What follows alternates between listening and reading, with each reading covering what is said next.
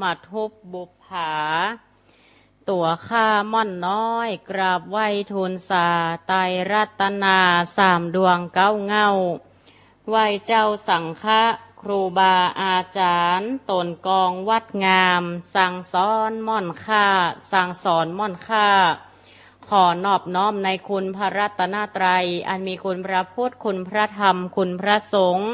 กุลรัตนาแก้วเจ้าตั้งสามประการอันเป็นสารณะเป็นติเปิ้งแก่พุทธศาสนิกชนพุทธบริษัททั้งหลายขอย่อมือ10 นิ้ว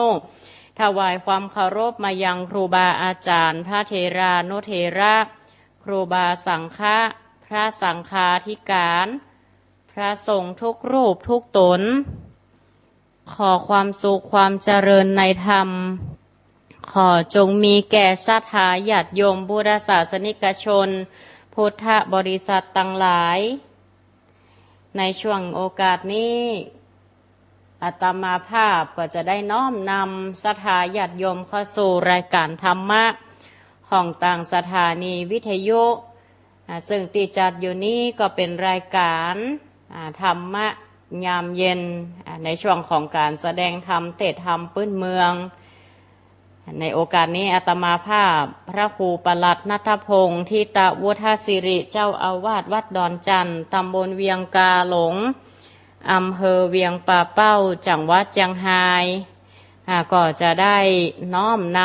ำพระธรรมเทศนาเปิ้นเมืองให้กับศรัทธาญาติโยม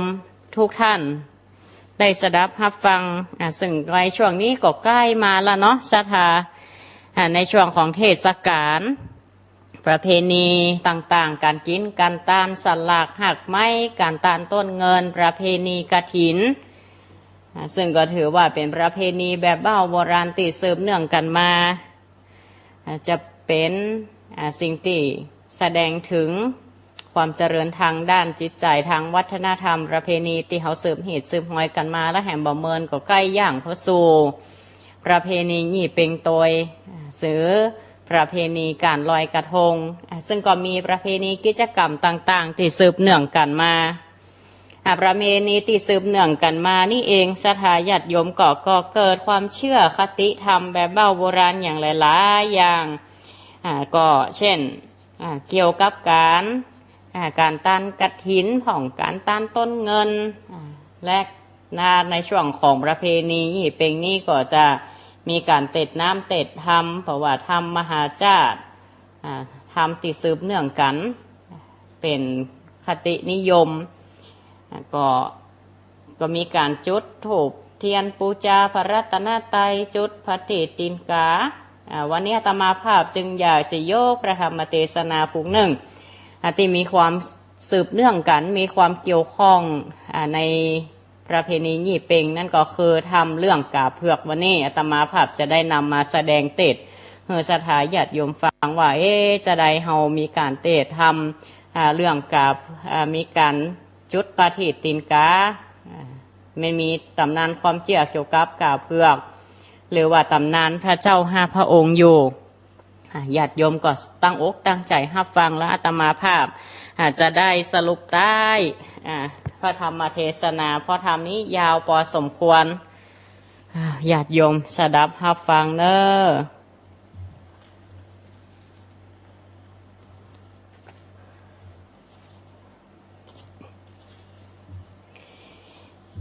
นะโมตัสสะภะคะวะโตอะระหะโตสัมมาสัมพุทธัสสะสหทาวฟังดูราโสโตจนาสาปุริสันตั้งหลายฟงดีมีพระญาองค์อาจงตังโสตาภาษาดาฟังอย่างวัจนากาถากรรมแห่งสาปัญโยพระพุทธเจ้าดังจากเทศนาไข่เก่ายังก้าวเงาปาธามาพระที่ตินกาตั้งแต่ต้นถึงปลายอันกฎหมายนามมก่อนชื่อแห่งพระพุทธเจ้าหาพระองค์ปีน้องเกิดรวมต้องแม่เดียวมาแลนะ หาทาโคภะกวาราจายาตาเนวิหารติโพสาภาลโกกานิธาภานิโร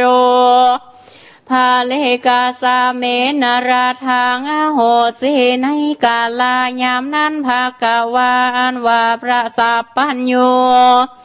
พระพุทธเจ้ายังไปเข้าโซนิปานสัตเหตุสามรานยังจอตีไตเก้าไม้ยอดไม้ม่วงยังมี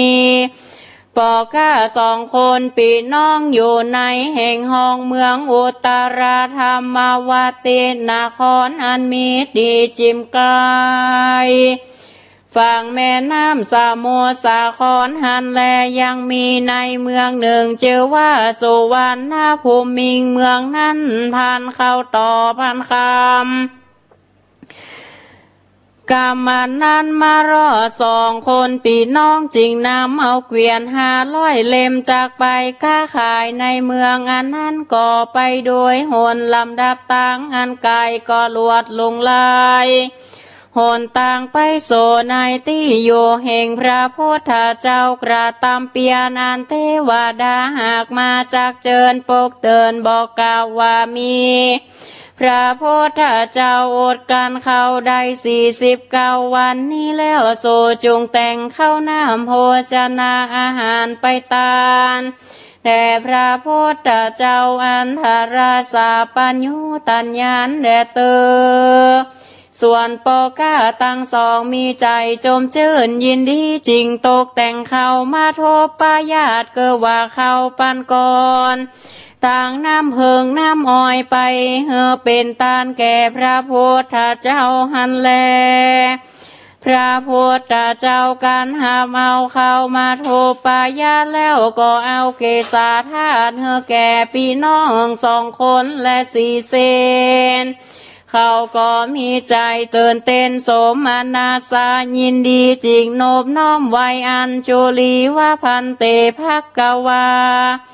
ข้าแด่สัพพัญโยพระพุทธเจ้าส่วนอันว่าเกศาธาตุอันนี้จักหูข้าตั้งสอ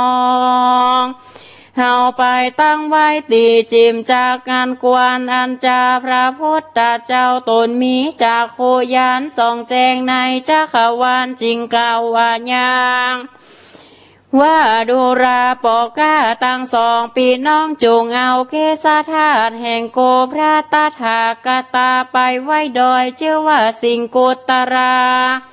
หากเป็นตีทาปนาแห่งปีโกตั้ง3 อันหลวงป้นไปนั่นคือกาโกสันทาโกนากามนา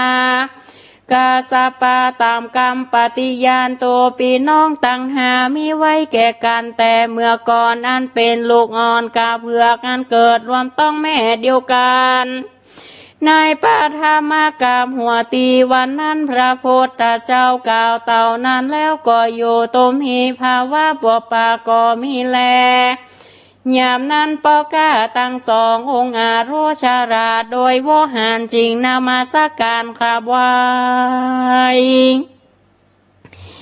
ยังพระบาทไทยทวนสารว่าข้าแด่พระชินนามานพระพุทธเจ้าตนหูเก้าเงาที่โลกาอันว่าตันตำนานนี่มาแต่ก่อน2 ข้ามอนน้อยบ่ยินมาขออาราธนาพระพุทธเจ้าตนลำเลิศปางเมื่อใด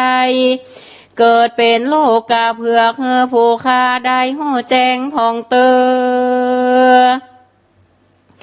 ภาคาวาอันว่าพระพุทธเจ้าจริงเทศนาว่าโปเพปิกาเลมหามุลาปัทกโปหาติเสกาโกปัญจโพธิสัตโตอโหสิในกาลาอันคามหลวงป้นไปวันนั้นเมื่อตังปาธามากาบใหม่หัวตียังมีแม่กาเผือกตัวหนึ่งแป่งหางโยเนื้อกาไม่เดือโยติมจิมไกลฝั่งแม่น้ำกงกาก็เกิดได้ไข่5 ลูกเฝ้าอยู่เฝ้าเห็นหาสาโจคืนวันบ่ขาดก็เป็นหานกันอยากอาหารเสียงชีละการเมื่อนานมันจริงลาโลกไว้ในลางแล้วบินเอวหากิน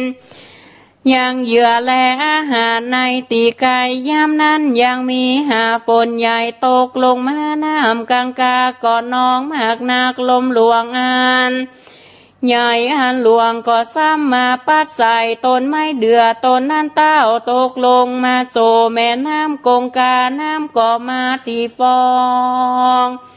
เหย้าเหยือกคำเขือกเหยือกตีฟองน้ำตีน้องฝั่งหลังปันเก้าก็มาปัดถีบเอาไข่กาเผือกตั้งหาเฮอสะแลสลัดปัดกาพรากจากลายไปในวันนั้นส่วนกาเผือกต้นแม่บินไปแอวหาเหยือกก็บินกับเขินมาหาลังตนก็บ่หันลูกไข่แห่งตนก็มีใจมาวนโศกเศร้าก็บินซ้อหาลูกเต้าหนอโบตาตามภาษาอันเป็นกาเผือกบินเอี่ยวเลือกเล็งหาตกหินผาและยอมยาเยี่ยวว่าโลกน้อยคาคอนกันตายในวังน้ำหลวงใหญ่แม่ก็บินไปภาพรอดทานปอหอดหิวตายปูนดีเสียดายแต่หน้าเจ้าหนอตั้งหาแม่กำผ้าบ่อหันในลมพัดสายตกน้ำบ่อหันในซ้ำลูกแก้วลูกแม่นี่จากมรณาไปจะเลอดูระเจ้าลูกฮักแก่แม่เฮยอันว่าเจ้าตั้งหาไปตกลงตาตีได้จ้าเมื่อโกแม่ตะรงคาพาโซเจ้าโยในต้องก่อบ่อเฮอกิ่งคองสันได้บาดนี้ปนต้องแม่มาแล้วปล่อยถูกลมใหญ่หลวงกวางนักหนาแม่บินหาเอวสอดโจแห่งรอดแดนไก่สู่ไปโตไก่โยเขตพาเตต้องแดนได้จ้าโอยนอโตข้างมรณังโกแม่นี่กันบ่ได้หันยังโซเจ้าตั้งหาเตียงความนาโซมรณาความตายนี่นาก็นำกายเปื่อบ่ได้หันหน้าลูกนอไทยองคำขอเฮอเทวดาหารักจูงนำมารอดเฮอได้หันหน้าลูกเกี่ยวยอดบุตตาเฮาว่าป่าพาและเต่าน้ำกันกับย่ำกินเสียส่วนตนข้าแม่นี่เล่าหากอยู่เปล่ามองใจบ่มีภัยจักมากำโจโจยเฮอได้หันลูกน้อยแม่ตั้งหาหลวดความนามรณาเสียแต่จะเรือตาในขานายามนั้นแม่กาเผือกก็บินไปมาจะเดินเอี่ยวหาลูกฮักแห่งตนบินมาวนขึ้นสู่บนอากาศก็ลวดบินสวดดำน้ำจมซ้อหาแผ่วทรายบ่หันในกว่าเล่าแสวงหาลูกเต้านอบูตาทุกรูพายอมยาบ่หันลูกกำพร้าแม่ตั้งใดลังเตือนนั้นก็มาทานป้อเหลือใจหิวหอดบ่หูโตดแห่งตนผิดนางกาอิดหิวหอดบินมาโสรอดตีเก่าลายตีลังเตือแปลงใจดีดำน้ำบินซ้ำลงแถมเล่าป้อยบ่หันลูกเต้าต่างใดก็เสียงกำลังใจตนแล้วนางกาแก้วหลวดมรณาตามด้วยอันซ้อหาลูกเต้าบุตตาจริงมรณาเมียนจ้าชีวิตขาดตายไปก็ได้เอาตนไปเกิดบนห้องฟ้าเลิศสุดทวาดพรหมโลกโดยเตจะบนลูกเต้าหลวดพ้นโศกเศร้าถึงดีขึ้นเมื่อเศร้าเวยดีอยู่ในแห่งห้องวิมานคำบุญชักนำจุงจองอายุนองเยินยาวหมื่นไป6 ปันกับนับเสียงซ้ำลงมาโดยที่เจตนาอันหักลูกเต้าเป็นนอโพธิญาณแต่ได้มานาบุญลายจอยกำบ่อตกถอยได้เป็นดีจริงได้เชื่อว่าคาติกามหาพรหมตนลำเลิศอันเฮาเครื่องปริขานอันเกิดออกในดอกบัวตั้งหาไว้ตานโลกกำพระเมื่อใดทาราทองสาปัญญูตัญญาณเป็นพระพุทธเจ้านั้นแต่และนาตีนี้จักจ่าโดยขายกาหาอันไหลน้ำกงกาวันนั้นก่อนแลง ลูกเก้าหัวตีนั่นก็ไหลไปข้างอยู่ป่าตีนึ่งกะกูสันโทยามนั้นยังมีแม่กาไก่เผือกอันเป็นพญาแก่ไก่ตั้งมวลก็ชวนเอาปาริวารหันแอวจะเดินหากินเหยื่อเข้าจริงมาหันไข่กาลูกนั้นก็มีใจมูโตคนนาหลวดเก็บเอามาเลี้ยงไว้กับโดยไข่แห่งมันบ่เมื่อนานเต่าได้ก็แตกออกมาเป็นซาปุริสาคนใจไม่ไก่ก็มีใจโจมชื่นยินดีมากนักแลนะโทติโยส่วนไข่ผูกทวนสองอันไหลตามฟองแม่น้ำก็ตกอยู่ข้างก็ทรายจะโตโถโกตาโมยังมีแม่งัว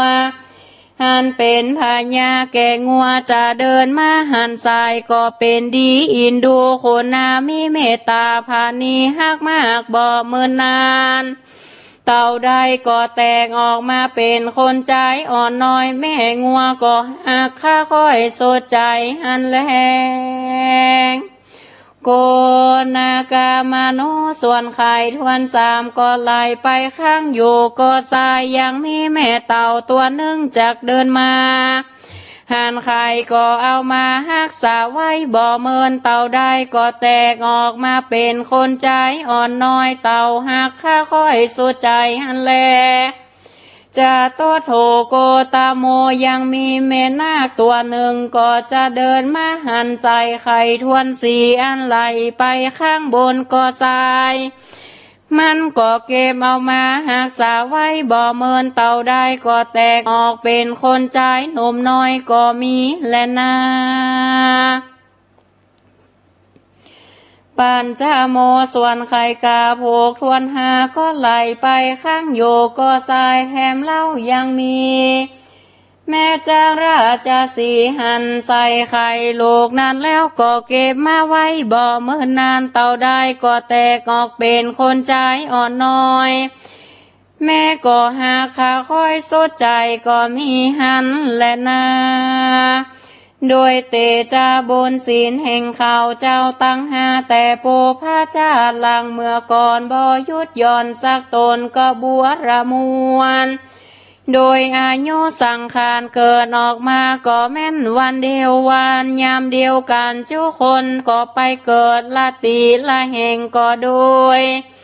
เตจะบนไปหลังหากมาแต่งปังเฮยามเดียวเหมือนกันนานพระมารได้12 ปีความควายแม่แก้วแก่นไทยมารดาเลี้ยงแห่งเขาก็มีใจมาใครสร้างกุศลปากวงเป็นราศีเสพสร้างภาวนาจริงมีกรรมจาขอกับมารดาแม่เลี้ยงแห่งเขาว่าขอยาโศกเศร้าสันได้ขอโชคใจดีไปสร้างในปากกว้างสมณธรรมกระตามภาวนาไปใจขอแม่แก้วแก่นไทยอย่าได้ห้ามลูกไว้ปล่อยวางไปอย่าอะไรลูกเต้าจงเหือได้รีบเป็นพระเจ้าภาพโลกานั่นแหละนะในกาลายามนั้นแม่ออกเจ้าตั้งหาพระองค์กันได้เลี้ยงมาแต่น้อยเมินนานก็ใครวางยังลูกแล้วตันถูกกรรมดีว่าดูราสารีโรคหักสายใจแม่เฮยกันจากไปเป็นราศีโยปากวง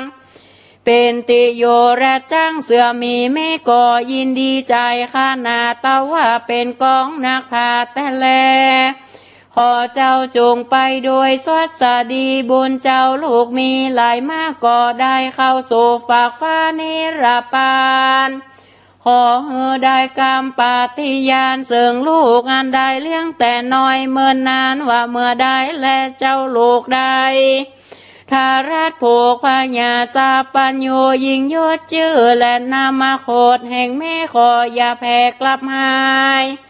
กรรมปาฏิญาณใหม่ดังนี้แม่กล่าวจี้ไปนาโลกฮักแม่อย่าเหือหายเสียแต่นอ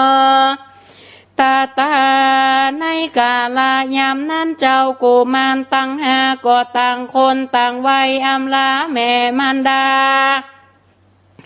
แห่งเขาก็แม่นวันและยามเดียวกันแม่เขาเจ้าตั้งหาก็เฮอปาฏิญาณเหมือนกันจูโพการเมียนแล้วก็เข้าโซป่าดงไพรป่าไม้เหี่ยวจะเดินหายังพาลาลูกไม้เหี่ยวเอาเสิร์ฟชีวิตไว้เป็นไปมีอาการสัมมาปฏิบัติยังพระมจารีญกรรมภาวนาไปบ่ขาดหารงพาย้อมฝาดเป็นราศีเอาใจนี้จากกิเลสปาปธรรมนำเอาตนตัวเข้าไกลบ่นานเต่าได้เข้าเจ้าตั้งหาก็ได้ถึงอย่างโลกีญาฌานอันวิเศษนั้นเป็นเหตุเนื้อแห่งโลโกตาราธรรมกระทำปฏิโลมจะจองเป็นกองเหนียวนองเอานิพพานตามสุขสำราญบ่ขาดการรุงเจ้าก่อไปแหวแสวงหายังมูลาพาลามากไม้อันมีจิมไกลและไกลยังมีในวันหนึ่งเล่าเขาเจ้าตั้งหาพระองค์ก็เตียวมาผาโศพบกันตาตีจอมโดยสิ่งโกตาราไตเปิ้นไม้นิโครธอันลำเลิศดีงามไม่กิ่งกาลามลมกวางโฟงสัตว์โยสร้างอาสาไรมีกิ่งใบอันสะอาดเหมือนนักผ่าเจ้าหาต่างตนต่างจะเดินมารอดแล้วก็ปากกันเจียนจ่าเสิงการไปมาตามกิจจะเปิงแล้วก็ทำเถิงเสิงอันตนเกิดว่าเป็นบ้านเมืองพ่อแม่ถามดูปีเกิดวันเดือนยามเกิดก็เสิงการไปมาก็ต่างรู้ว่าตามแต่แม่เลี้ยงเขามาแห่งเขาหากเราตันบอกปันมาเขาก็รู้ว่าเป็นบ้านเมืองและแม่เดียวกันแม่เป็นกะเผือกตนเดียวกันบัวระมวนแล้วเขาเจ้าปีน้องตั้งหาพระองค์ก็มีใจจมเจิญยินดีก็มาพิจารณา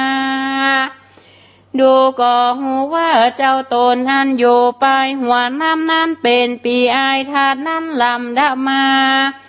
ทาดการเทิงตนโยหลังน้ำนั้นหากเป็นน้องลาตามอันเกิดไปล้นโดยบุญแห่งแปลงเหือเขาจึงเรียกชื่อการว่าปีว่าน้องรามอันเกิดแต่ต้องแม่เดียวมาจริงคาราวาครบยำน้ำไว้เสื่องการว่าใครหันแม่แก้วแก่นไทยแห่งเฮาไปนาบาดนี้แม่แก้วกำพระประโยขอฟ้าแดนได้จ้าหัวตายเสียจากลูกแก้วตายเสียแล้วหัวยังมีบ่มีภัยเก่าจี้เหือเฮาได้หูบาดนี้เฮาตั้งหลายจะกล่าวหาชื่อแม่นอกแก้วมันดาตามสัญญาแห่งเฮาไฟอ้างโดยสัจจกิริยาอันมันเฮือสนันเถิงมหาพรหมปุณเตอ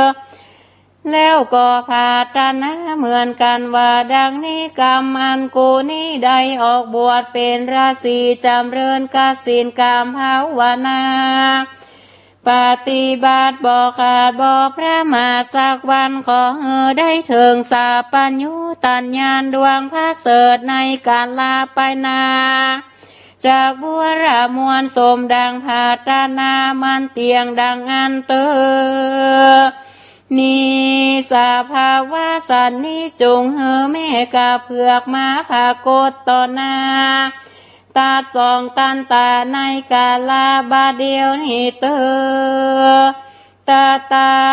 เสตากะโกในกาลาเมื่อเขาเจ้าตั้งหาได้เสียงสวดพาธนาก็มาตั้งสัจจกิริยาเป็นอาสานกรรมอันมันเตียงบ่บิดเบียงซ้ายบ่ปัดพรากวันไหวควาสากภาการสัตตังสุดตัวอันว่าเสียงสัจจกิริยาแห่งเจ้าปีน้องก่อสานันกองไปเถิงมหาพรหมโลกยามเดียวยามนานคติกามหาพรหมก่อแขวนหูในใจจริงเนรมิตเป็นกายใหญ่มี ปีกหางล้วนทวนข่าวงามก็มาผาโกศศอกนาแห่งราศีตั้งหาพระองค์ตนถ้ารงศีลบริสุทธิ์ข่าวงามบ่เศร้าจริงปากตานเจียนจากาบมาตาตนแม่ว่าดุราแม่ตัวมีปีกหางข่าวงามบ่ลางว่าแม่เป็นกำพร้าแห่งตัวข้าตั้งหลายอันใดปาดพรากหายไปจะเรืออันแม่ละโลกตั้งหาไว้ในลางลมมาปัดลนหลังอันแห่บินไปแอวล่าสาแวงกินเหยื่อบ่อตันกาบคืนมาโลกตกน้ำกงกาไหลล่องบ่อหูตีปองตั้งใดโตข้าได้ปาดพรากแม่ยามเดียวจากแม่นแต่อันจะเรืองเฮโกเซกะโกยามนั้นกาได้ยินกำปุชชาถามแห่งลูกเต้าไข่แต่เก้ากำมาจริงจะตอบคำดีว่าปิญญาปุตาดุราเจ้าลูกหักตั้งหาคานี้เป็นแม่กำพร้าแต่ได้มาเป็นมารดาแห่งโสเจ้าแม่ได้ยินกำลูกเต้าเก่ากองหันจริงรีบกาพันมาโดยรีบจากปราสาทวิมานติบวิมานคำกระทำเนรมิตเป็นแม่โสเจ้าได้เข้ามาโสเจ้าตั้งหาองค์คำบุญจักนำมารอดลูกแก้วยอดสายใจนี่แลดูราเจ้าลูกหักแม่เฮยกูแม่ย้ำเมื่อเป็นกาเผือกอยู่ใกล้ฝั่งสมุทรสาครแปลงหางนอนเหนือกาไม่เดือยังมีในวันหนึ่งฝนก็ตกรามเมฆก็เอวหากินเหยื่อเปลือกกันอยากอาหารผ่านใจย้อนถามลูกเต้าในเมื่อแม่ปอกขึ้นมาก็บอกหันบุตรตาลูกเต่าน้ำเกือกเก้ากงกาเต็มฟางไหลดันปานเป็นฟองน้ำเนืองนองปัดสูดเจ้าหายไปแม่ยินอะไรบ่แล้วหากลูกแก้วบุตรตาปนเวตนามองใจกันแม่บ่ไปกินเหยื่อก็ลางบ่ได้ปาดภาคโลกแก้วกำพร้าเสียในแม่ยินอะไรเหลือหลากน้ำตาหากพังลงถ้าร้องตัวอยู่บ่ได้แม่หากให้ก็บินไปหาบุตรตาตั้งหาแม่ลวดความนาแอวบินหาตกรูพายันห้ำวังโซเจ้าไหลไปข้างอยู่ท่าแม่มาโจมนายเปิกโตแม่ก็ลงงมบ่หันสู่เจ้าแม่ก็บินขึ้นล่องตามริมจองน้ำกงคาแม่มารดาลวดความนาอกแตกอาตายไปลวดใดไปเกิดเป็นคนมหาพรหมอยู่จันฟ้าโสทาว่าจริงขวัญหูสู่เจ้าอันเป็นโลกเต่าตั้งม้วนชวนกันไข่หานนาแห่งแม่จริงเนรมิตแผ่เป็นกาลูกจันฟ้าลงมาโดยคนนาลูกบัดเดียวนี่แหละนาอีสีปัญจาโพธิสัตโตเจ้าราศีตั้งหาหูแจ้งแก่ใจเขาก็มีใจยินดีลวดอันโจลีกับไหวท้าไหวสารบอกอาการอันตนปากพรากจากการโจเยียงโจประการถ้าราบเถิงอันใดมาพาโซพบกันก็มีแลในกาลายามนั้นราศีตั้งหาจริงจากันว่าเราเกิดมาปางนี้บ่ได้กระทำอย่างวัดปฏิบัติแห่งแม่แห่งเฮาตนมีโกนหาตีโสดบ่ได้บัดนี้เฮาพี่น้องควรขอเอาปาตาตีนแห่งแม่แก่นไทยเอาเป็นตีไว้ปูจาควรชาและนาแล้วต่างตนก็ต่างขอเอาพระบาทแห่งแม่เฮอได้แก่โทมมานาคุณเฮอเป็นบุญไปนาคาโลกรรมพาขอภายการุณารักยิ่งแด่เตอ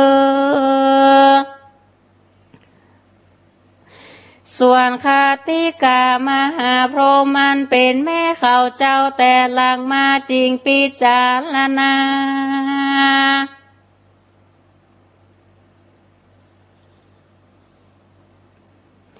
กล่าวสาธุดีดีสุขสวัสดีจงมีแก่ลูกก็พิจารณาเป็นแกนอุปาณิตานกับโลกแก่เทวดาและมนุษย์เป็นนิยานิกาเสือไปมันเตียงบ่ขาดแม่กาก็กล่าวคำสาธุโศกสวัสดีจงมีแก่เจ้าตั้งหาพระองค์คานแม่จากเฮตานยังปาตาตีนตามใจโสเจ้าได้อยู่เฝ้ารักษาไปแต่กาลาบาดนี้ยามนี้ไปนาเพื่อโลกรรมพระใดเป็นบุญโทมานาโกนแก่แม่แล้วแต่เจตนาคติกามหาพรหมจริงเอาไฟเส้นมาฟันเรียวกับกันเป็นเกี่ยวแก่นแล้วก็จริงจักออกกลางข้างหิมแห่งสองปลายสามมือดังตีนกาสามสมกันมันยืนโลกแห่งตนตั้งหาพระองค์คำจำนำเอาเป็นพระตีนกาใส่ผางมันเจาะตายเอาเป็นตีไว้ปูจาทาราบต่อเต้าลูกเต้าของแม่ได้ทาราชพญาสาปัญญูตัญญานไปนาตีนแม่กำพระก็ยังหายไปในจุมโปตาลายโลกาเป็นโจกลาบใหญ่กองดีความโศกสวัสดีมีโภกราตามมาแต่งพระตีนกาแห่งแม่โสเจ้ารีบเข้าโสมหาเนรปัญญาได้กากาศได้กาของสมดังกำหาตนาแห่งลูกเจ้าตั้งหาพระองค์มันเตียงจริงแลสถานว่าสาปัญโยพระพุทธเจ้าเมื่อเสด็จนั่งเก้าไม้โพสาไลจึงกล่าวในยากาถาวามูลาปาทิโปอีสีในกาลายามนั้นราศีเจ้าตั้งหาตนปีน้องมีปีติต้องยินดีโดยอันใดไว้ยังปาตาโรบไหลตีนกาแห่งมาพรหมมันเป็นแม่แต่ภาวะจัดก่อนยามเมื่อเกิดเป็นกาเผือกวันนั้นแหละนาส่วนคาติกามหาพรหมก็โอวาทคำสอนแก่ลูกตั้งหาบัวรามวลแล้วก็คืนไปโสยังเตโยพรหมโลกอันเป็นทิพวิมานแห่งตนก็มีวันนั้นแลส่วนเจ้าราศีตั้งหาตนปีน้องก็เจียนจาเสิงการไปมาตีนายฐานาพาเสดล้ำเลิศกว่าตีตั้งลายหันเฮาตั้งหาปีน้องได้พาศพพบกันและได้หันมันดาตนแห่งแม่เฮาได้ป่าตาพระบาทเป็นตีมันแกนเมื่อไปนาจริงเป็นอุตตมาพาเสดกว่าในโลกตั้งมวลเฮาควรปฏิญาณแก่การว่าไปนากันเฮาหาพี่น้องยังอยู่ป่าไม้นำนาควรเฮามาหาการในตีนี้อยาการแม่นตนได้ทารงพญาตนักนาหาผู้กุรุอุปาถากบ่ได้ก็จริงบอกไว้สัญญาตีไตห่มไม้นี้โคตรใหญ่กวนไฟองค์อาจโซใจหากเป็นตีสามโมตามกลางตั้งมวนจักจวนรอสมโซอันมีแวดล้อมอยู่90ปลายเก้าโลกสาทานตีนี้หากเป็นตามนานไว้กับโลกตาราบเฮาพี่น้องได้เป็นพระเจ้าโพดโลกาได้ทาปันนายังปาริขานวิเศษเกวธาตุและเกศเกษาอันใดอันหนึ่งเป็นเหตุสักขีหมายมันเตียงกฎหมายเจ้าตั้งหาปีน้องจากกันสันนิต่างตนก็นีไปโสในติโยปันนาศาลาปฏิบัติพรหมจาริยาบ บ่ขาดบ่พระมาเสียเปลี่ยนปฏิบาสักขิกรรมไปใจเพื่อได้พ้นกิเลสปาปธรรมจำนำไปใจแสวงหาลูกไม้หัวมันเป็นอาหารเตียงมันโยแห่งหันเมินนานผาตนาเอาพระญาสัพปัญโยตัญญานยิงโยดปันได้รีโพดโลกาแต่งแปลงใสพาตีตีนกาจอตายโนมน้ำไว้ปูจ้าเปลวไฟยามใดถึงเดือนดับเดือนเป่งมารอดหาเจ้ายอดองคานก็เตียวมาตามกรรมปาฏิญาณหานได้ปาวารณาการไว้บ่ฮือขาดเป็นอาวาสกลางสนามทำกิจการถอยกรรมดีจูเหยืองโอวาสั่งสอนกันก็ไว้นาเกินเมื่อโสยังติโยแห่งตนเป็นนิรันตาต่อเต้าอายุสังขารมารอดนำเข้าสู่จันฟ้ายอโตสิตาพร้อมตั้งหาตนมีสาวนมเนาหากเป็นปาริวานเมินนานได้หาปันปีติเป็นข้านาจริงก้อยกาดลงมาเกิดในมนุษย์สาเมืองคนต่างเตียววนสงสาร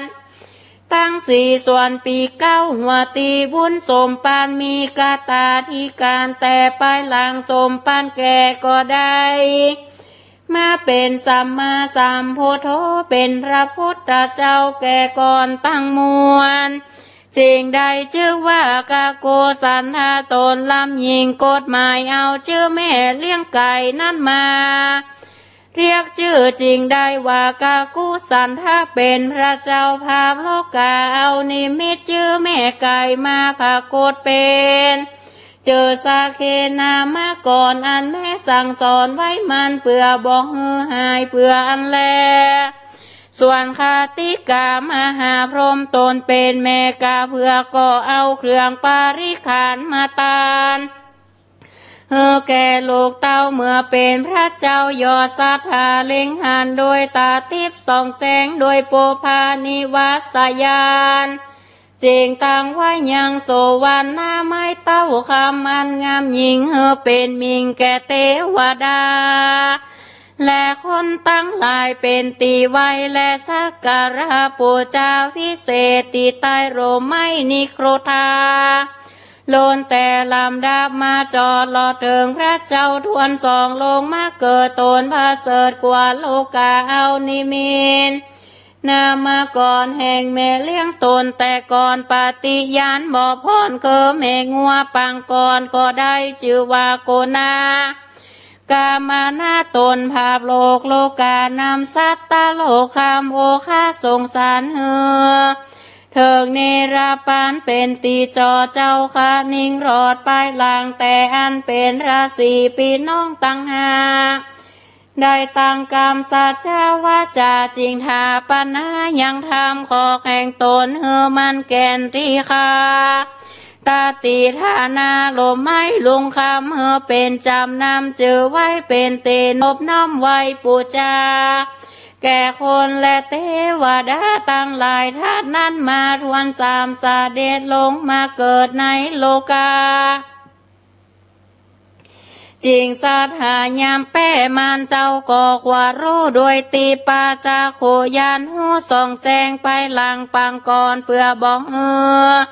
พรหายเสียยังกรรมปฏิแห่งแม่เลี้ยงบอกหายจริงกฎหมายตามน้ำมาก่อนแม่เลี้ยงเล่าจริงได้เรียกชื่อว่ากาสปะสัมมาสัมพุทโธนำไว้ในยาสัตว์โลกเข้าสู่ยางนิพพานส่วนกรรมปฏิญาณไว้ก่อนเพื่อบอกพรหายเสียแต่เมื่อเจ้าราศีตั้งหาพี่น้องก็จริงถ้าปัญนาตั้งไว้ยังพาจีวาระเหลืองสายงามบ่เศร้าตาตีห้าพี่น้องได้มาพระสมจมนมเมื่อก่อนก็มีวันนั้นแหละจะโตโถส่วนเจ้าราศีผู้ทวนสีในกาลเมื่อก่อนบ่ยุดย่อนยาง จารีตกองทำบุญจำนำเอาตนทวนแก่เตียวไว้แลสังการะกระทำบุญขีญาก็มาเติมเต็มจริงได้มาเป็นเจ้าสิทธัตถะราชาอายุได้29 ปีบัวระมวลก็เสด็จออกบวชมีใจใครโพดเวนยสัสสะปาสัตตายามนั้นก็มีคติกามหาพรหมตนเป็นแม่ก็เอาเครื่องบริขารจันฟ้าลงมาซบสอดนุงกายาลูกเต้าจริงได้เป็นพระเจ้าโกตามะตนครูเล็งดูโดยตีปาจาโคยานหันไกสองแสงโสดบอกเจอแม่เลี้ยงกับหายจริงได้กฎหมายชื่อว่าโกตามะตามอันแม่เลี้ยงงานได้เลี้ยงดูจริงได้ว่าโกตามาบาดนี่แลดูราปอก้าตั้ง2 ปีน้องท่าทวน8ก็หากดแขวดนาเล่านายปอก้าตั้ง2โซจงจวนการปีกปอเคินเมื่อโซเมืองโซหากมีตีกายแดนต้านตีเมืองโซต้านตั้ง2รูกาเทวดาจากกฎหมายบอกกล่าวแก่2 ปีน้องรวมต้องแม่เดียวการแม่โซก็จากหันพร้อมเสียงตั้ง3 สิ่งเป็นแก้วมิ่งกับเมืองจากกรุงเรืองในศาสนาแห่งโกตถากตาบ่เศร้าเป็นตีตั้นตั้งหลายมักหุ่มโดยกองดีโกคาลาผู้ใดมีจิตใจศรัทธาได้ไว้ปูจาครบย้ำวันไว้วางไฟได้นิพพานก็จากสมดังกำเจตนาบ่คลาดบ่อยากจะแลนะดูระปอก้าตั้ง2 ปีน้องในเมื่อศาสนาพระตถาคตตั้งไว้หาปานพระวาสาเป็นธารามันเตียงหลวงป้นในอนาคตการอันจักมาไปนาก็จักมีผู้น้องหลังโสดซ้อยไปโลนตนเดียวยังตวนเตียวสงสารไปมันเตียงเสียงจาด1แล้วจาด1ตามมาจักมีแถม5 จาดนักควายเจ้าจักใดลงมาเกิดในเมืองตุมอติราชธานีเมืองกวางเป็นที่อยู่สร้างแห่งน้องลาเจ้าตนโลนจากมาเป็นคนในเมืองกวางใจแต่งสร้างตั้งบุญมากใจเจ้านายกิเลสปาปธรรมกระทำทุกขราจาริยา7 วันบ่ขาดคติกามหาพรหมจริงเอาผ้าและบาทลงมาตานตามโดยปฏิญาณแก่ลูกเต้าใจบ่เศร้าเตรียมตันลำดับการมาถึงลูกลาได้เป็นพระเจ้าฟ้าภาพโลกตั้ง3ได้กับตามเจ้าแม่เลี้ยงงานเป็นราชสีได้เจอว่าอริยะเมตไตรเล็งหันจาดลังแต่ก่อนบ่ย้อนหายเสียงย่าเมื่อเป็นโลกาเพื่อพร้อมตั้งหาได้โจมน้มกันเจ้าก็เป็นพรหมธาตุทนตามวิเศษไปทาปัญหาติพาเตศเข้าเจ้าปีน้องได้ผสมจมนุ่มกันเทวดาปานการเฝ้าหักษาบ่ขาแต่งแปลงเป็นเจติยธาตุทรงขานนาเป็นตีสักการะปูจาแก่คนและเทวดาน้อมไว้ปุกาลผู้ใดวังไฟได้มากาภาละผลแม่นเขาต่างไก่ดังเรือนั้นโสดก็ได้แสนโยดข้าวไก่ก็ดีก็มีใจเกิดเถิงขานิ่งรอดแม่นเกิดบ่รอดก็อย่าใจไก่มีใจไก่ก็นบน้อมไว้ก็เสมอไปรอดไกลเหมือนกันเล่งหันดังกูตาถาคาตากะไว้เอาเป็นตีไว้สักการะปูจาก็หากจักมีหานิสงส์อันกว้างแม่นผู้ใดมีเจตนาได้สร้างข้อดีได้ตันผู้อื่นเขียนได้มีวัตถุไปปูจาเอาก็ดีจักมีอานิสงส์อันกว้างหาตีสุดบ่ได้จักสม ดังกำหาตานะไฟอ้างบอกกาเสมอดังได้ไวได้หันพระเจ้าต่างหาพระองค์พรำพร้อมได้ไปไวโนบน้อมไวแต่ปาตาปุคลาภูมีสาธาบ่น้อยเฮอกอยฟังที่ถ้อยจำเอายังธรรมเทศนากาเผือกเป็นเก้าเงาแห่งสาปัญโยตังหาพระองค์ก็จากนำเอาตนตัวยิ่งใจเข้าโสห้องแก้วยอดอมตะนิราปานบ่อยาจาแลนาเตสนาวาสาเนสวาธิกาธรรมเตสนา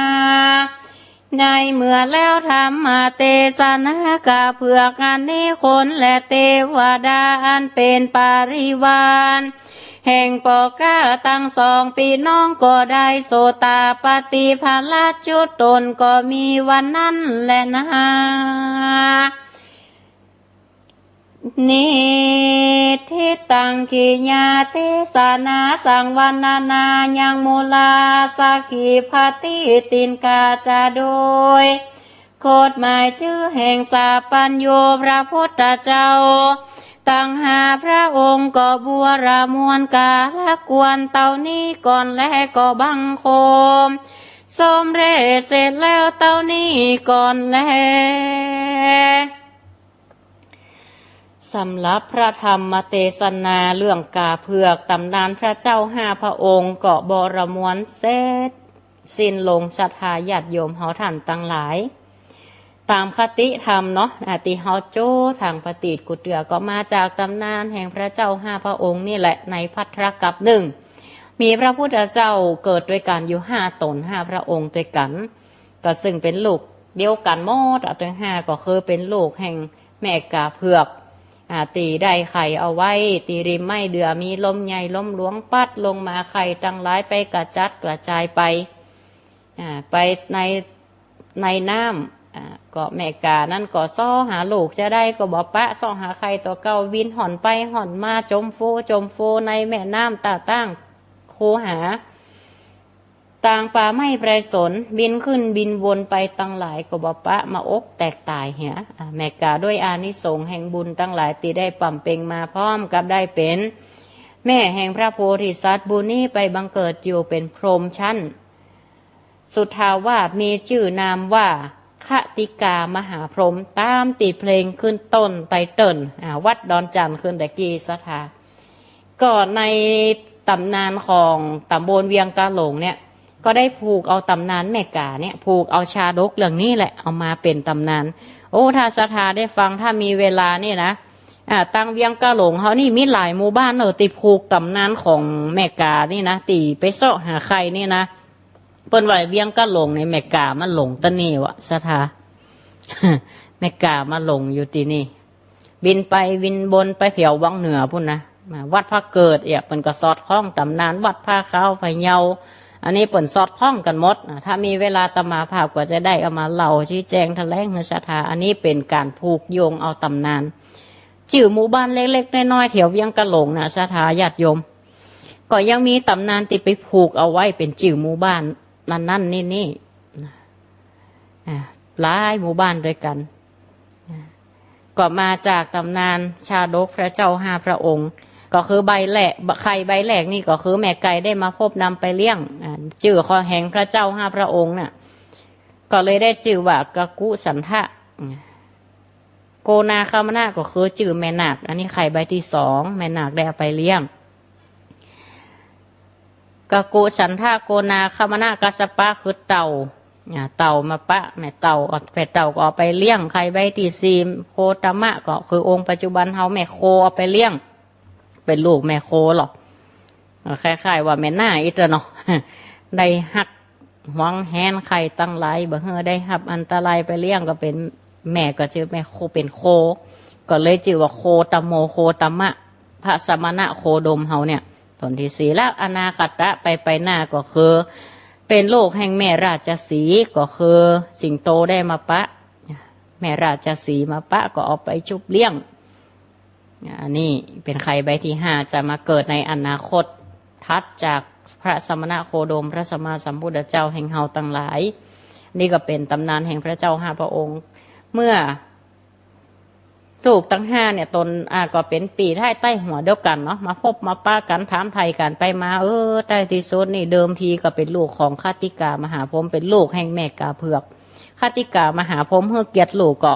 ถ้าแรงกายมาเป็นกาขาวกาเผือกมาผ่ากดสองหน้าตันตาเอาศรัทธาญาติโยมเฮาถึงเดือนดับเดือนเพ็งฟันพาติตีนกาเนี่ยเป็นสัญลักษณ์แห่งการปูชาพญากาเผือกตัวปูชาพระเจ้าห้าพระองค์พระธาตุเกศแก้วจุฬามณีตัวหรือว่าพระธาตุตั้งหลายในชุมพูทวีปเนี่ยเป็นการสักการะปูชาก็มีการปฏิบัติสืบหิดกันมาณปัจจุบันเนี่ยคติกามหาพรหมบนหาตนาว่าถ้าลูกทั้งห้าเนี่ยตนได้จะได้ทรัตพญาทรัพย์ปัญญูเนี่ยจะคอยเอาอัฐบริขารมาถวายเอาผ้าจีวรมาถวายก็เหมือนกับตั้งแต่พระพุทธเจ้ากากุสันทะโกนาคามนะกัสสปะโคตมะแห่งเฮาเสด็จออกบวชก็ได้เอาผ้าไตรจีวรมาถวายพระพุทธเจ้าแห่งเฮาก็เหมือนเดียวกันศรัทธาญาติโยมถ้าโควิดอย่างหายดีๆนี่นะศรัทธาปานมาเอวเตะตังเวียงกะโหลกเป็นตำนานว่าเป็นเอามาผูกโยงตำนานตัวผูกโยงเข้ากับชาดกมีหลายตีผูกพันกันศรัทธามันวนเวียนต่ำหมู่เนี่ยตังเวียงป่าเป่าเฮา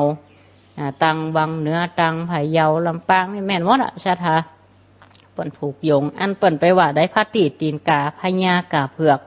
เป็นสัญลักษณ์ในการแสดงความกตัญญูกตเวทีการแสดงความเคารพซึ่งกันและกันเป็นการเคารพอยู่เป็นปีเป็นน้องอันนี้ก็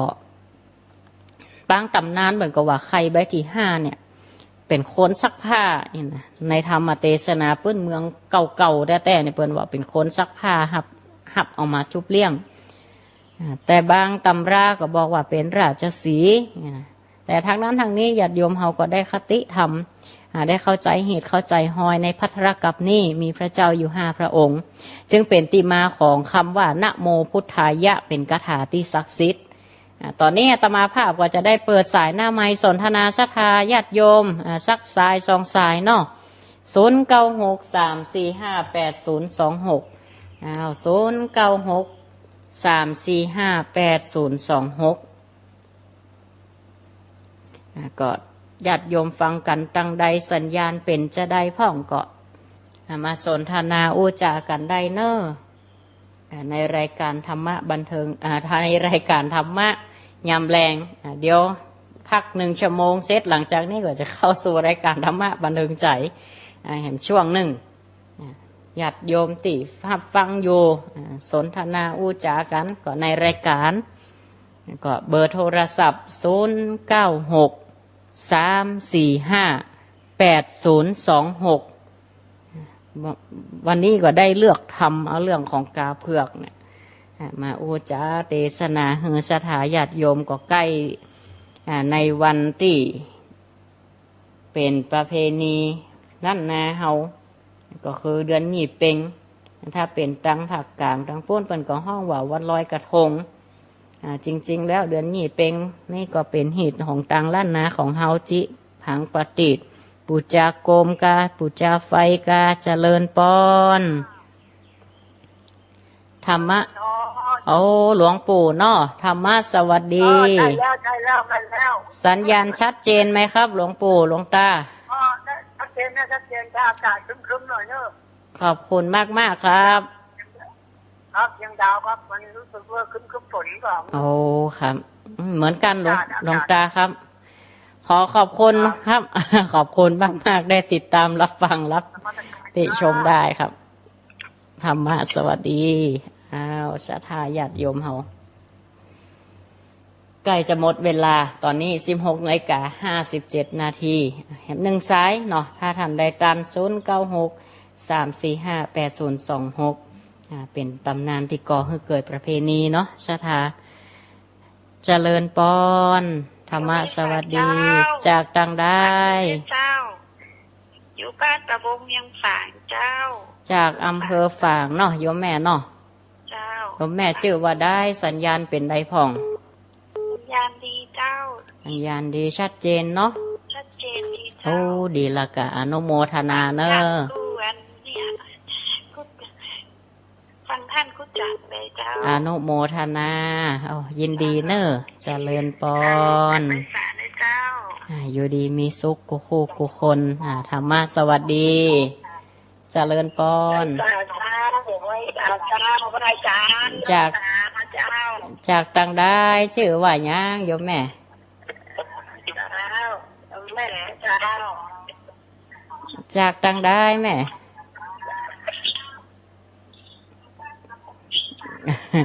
เอาโยมแม่ต้องดีวิทยุกันเนอะ เดี๋ยวมันฟังบ่ฮู้เรื่อง